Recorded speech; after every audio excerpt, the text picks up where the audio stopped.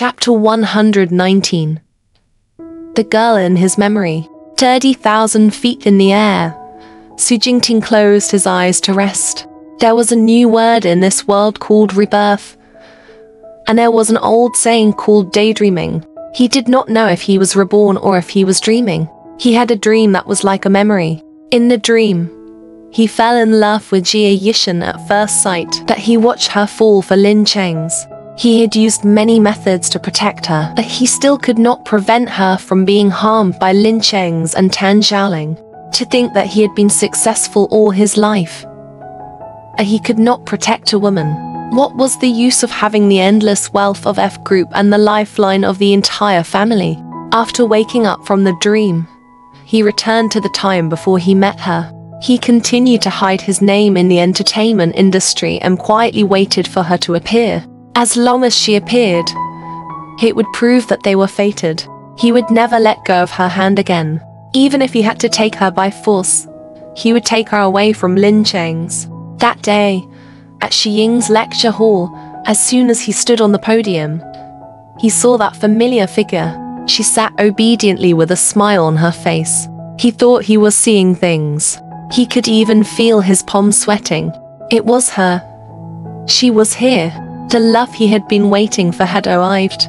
After the speech, she walked towards him with flowers in her hands and walked into his heart again.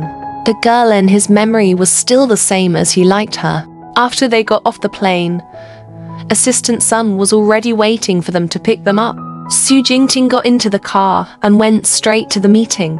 This time, he came to Europe mainly to discuss a big project to introduce a big brand into China for further cooperation. The people he met were all members of the royal family of various countries. Su Jingting had to come personally. There were several meetings a day, big and small.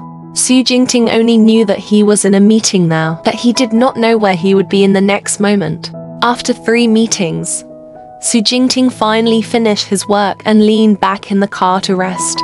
Assistant Sun reported his schedule for the next day.